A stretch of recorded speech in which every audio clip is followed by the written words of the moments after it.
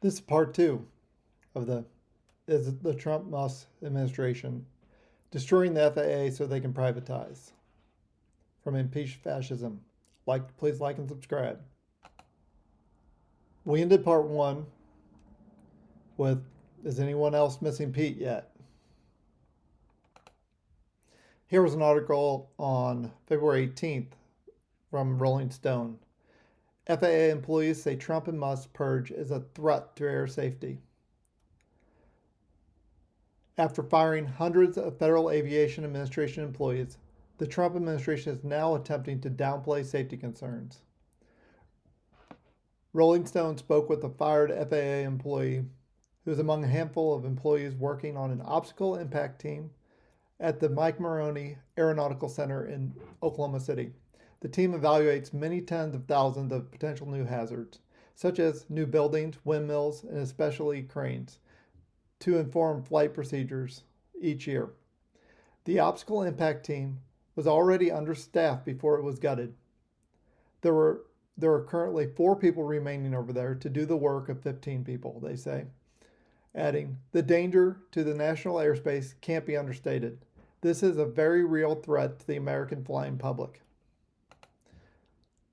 This article is from January 31st from NPR. I pulled this article to take a look at historical airplane crashes. This year is not normal.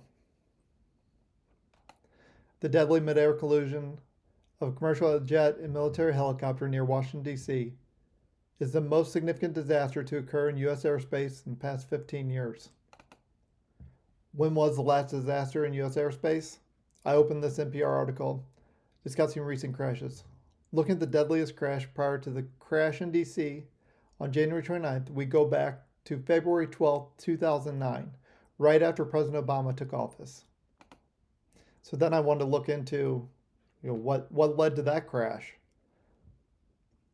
So I pulled this article from NPR.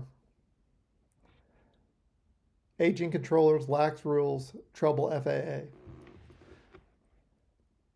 This was a January 12th, 2009 article before President Obama took office. And they're quoted, during the Bush administration, some FAA inspectors and air traffic controllers blew the whistle on their agency.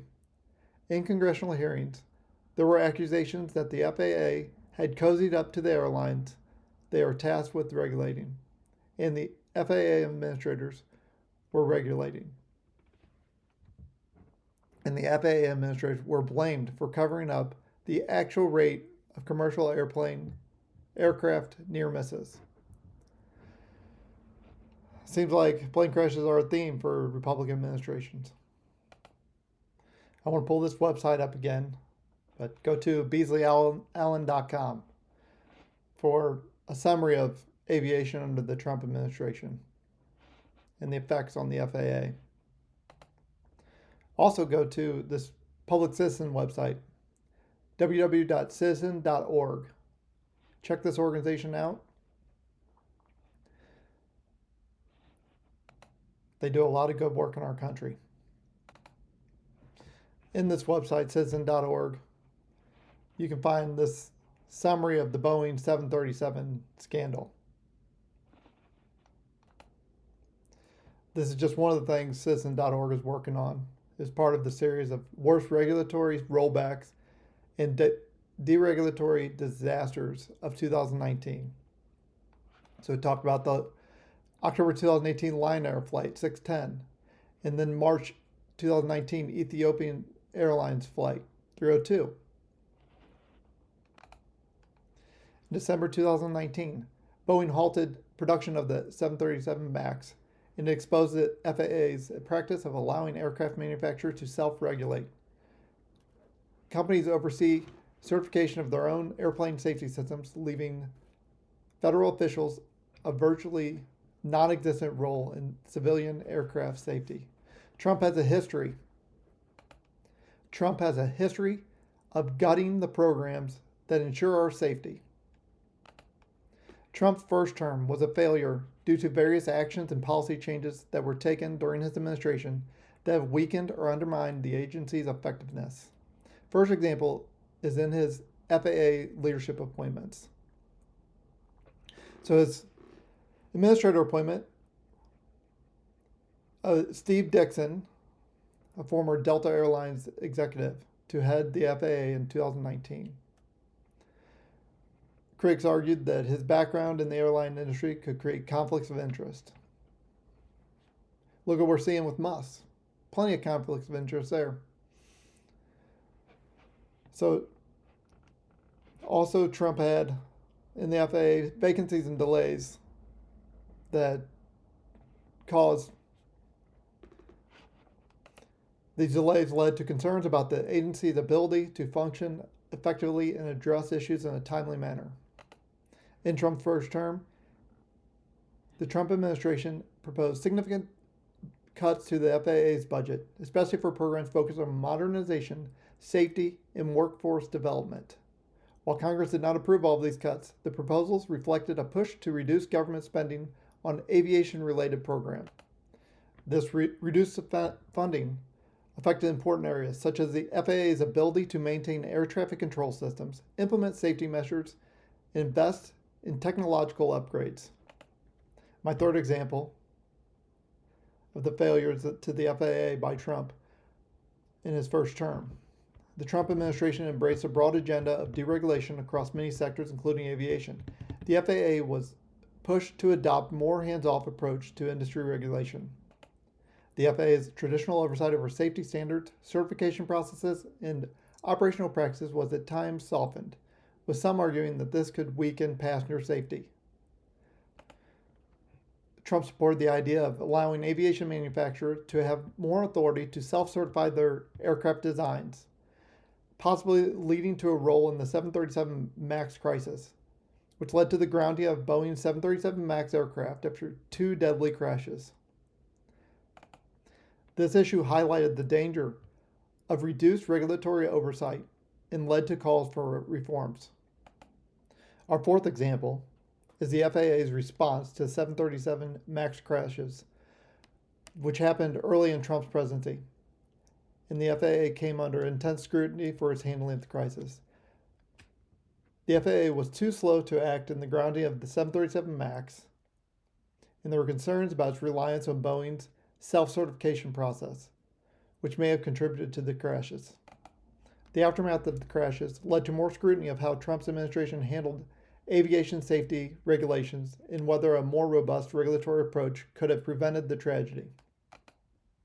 Here's an article from Forbes, March 18th of 2019. Did Trump executive orders further weaken FAA oversight? Executive orders signed by Donald Trump may have tipped the balance by diminishing FAA's authority and focusing the agency on working against its principal aim of keeping the American public safe. So my fifth example of Trump's FAA failures during his first term, the infrastructure and air traffic control privatization push. The Trump administration proposed privatizing air traffic control as a means to modernize and improve the efficiency of the aviation system. Some lawmakers argued that privatization could lead to reduced safety oversight and higher costs for airlines and consumers. While the push to privatize air traffic control ultimately did not succeed, it was a major talking point during Trump's presidency, raising concerns about his broader approach to aviation safety and oversight. During Trump's first term, the morale of FAA employees and the agency's workforce faced challenges. During Trump's time in office, staff reported feeling the impact of budget cuts, a lack of leadership direction, and political interference. With safety being a central concern, the workforce at the FAA plays a critical role, and morale issues can undermine the effectiveness of the agency. Trump's broader policy of deregulation, especially in industries where safety is a primary concern, was also applied to aviation. This included efforts to reduce the FAA's regulatory powers, allow for more industry self-regulation, and lessen oversight over certain operations. So Trump has made repeated attempts to dismantle the FAA. In his first term, his administration did push for significant changes that could have weakened the agency's ability to regulate, ensure safety, and oversee the aviation industry effectively. These include leadership decisions, budget cuts, deregulation policies, and efforts to privatize air traffic control. These changes have sparked questions about the FAA's role in ensuring aviation safety. However, many of these shifts were contested and did not always fully come to fruition, with Congress often pushing back on some of the most extreme proposals. I want to end with Representative Jasmine Crockett on when MAGA will finally quit Trump. They'll understand when those hospitals in rural America start closing down even more. They'll understand when they don't have their Social Security. They'll understand when their Medicaid and Medicare go away. They'll understand when planes continue to fall out of the sky. Maybe Sleepy Joe is what we wanted, because we could at least sleep at night. Thank you guys. Please like and subscribe to Impeach Fascism.